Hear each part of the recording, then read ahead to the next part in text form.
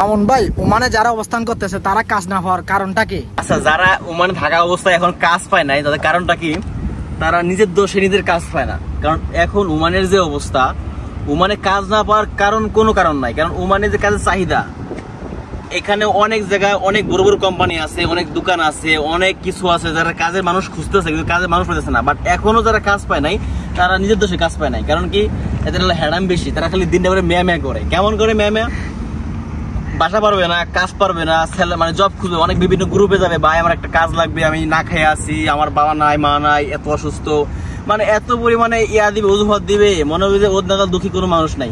খুঁজলে দেখা যাবে কি জানেন, বাসা পারে না, কাজ পারে না, বিদেশে আসতে 10 লাখ টাকা 5 লাখ টাকা খরচ করে স্যালারি কত চাইবো, মানে প্রথমেই মানে যদি কোনো জায়গায় পোস্ট হয় যে একটা কাজের লোক লাগবে বা আমার লোক লাগবে, তখন যে বলবে ভাই আমার কাজ দেন, এত অসুবিধা আছে, আমার একটা কাজ দেন। যখন জিজ্ঞেস করবো ভাই স্যালারি কত, তখন বলবে ভাই 200 রিয়াল, 300 রিয়াল, 250 রিয়াল। আপনি কথা পারেন, কাজ পারেন, কিচ্ছু পারি না। এত টাকা স্যালারি কি এর কারণে? ভাই আমার এত টাকা খরচ করে বিদেশ থেকে আসছি, তো ভাই টাকাটাকে আমার দিচ্ছ তুমি, যে তোমার আমি এত টাকা দিব। এই জন্য তাদের নিজের দোষে কাজ পায় না।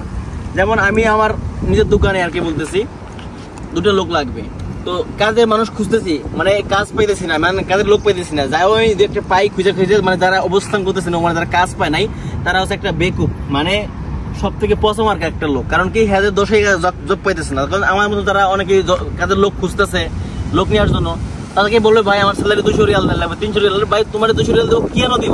তুমি না পারো ভাষা, না পারো কথা। আর একটা কথা হলো, বাঙালির একটা দোষ আছে কি জানো, কামের ক্ষেত্রে গেলে জবের অবস্থায় গার্লফ্রেন্ড থাকলে আর হয়েছে আর কি, দিনটা করে 24 আওয়ার্স কল, হ্যালো হ্যালো জানু লাগাই দিবে, আর গার্লফ্রেন্ড বলো, মানে হইতে পারে এরকম কিছু, মানে কাজে কোনো ফোকাস থাকবে না।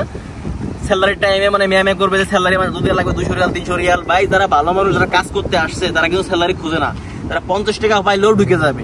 তো ওমানের যে অবস্থা, যে কন্ডিশন আছে এখন, অলমোস্ট 2 বছর ওমানের ভিসা বন্ধ, তো অনেক প্রতিষ্ঠানের লোক নাই, কাজের লোক খুঁজতেছে, মানে কাজের লোক পাইতেছে না।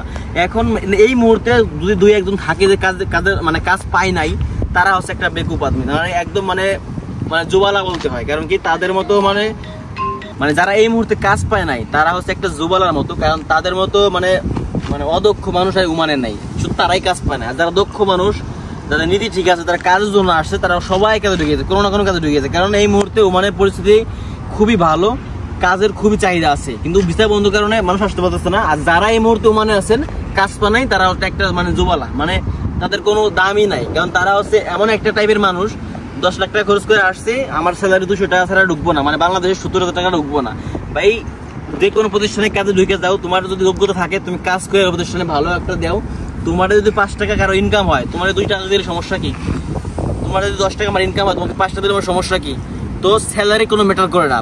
যে কোনো প্রতিষ্ঠানে কাজে ঢুকে যান, কাজ করেন, ভালো একটা পড়তে যান, 2 বছর শেষ করেন, কাজের যোগ্যতা অর্জন করেন, আপনার স্যালারি এমনিতে 200 টাকা দিবে, এমনিতে 80 টাকা দিবে। কাজ না পেরে, বাসা না পেরে আমি কি ডিমান্ড করবো আমার 200 টাকা স্যালারি দিবে? কেনা দিবে? আমার তো মারবে, মানুষ মারবে।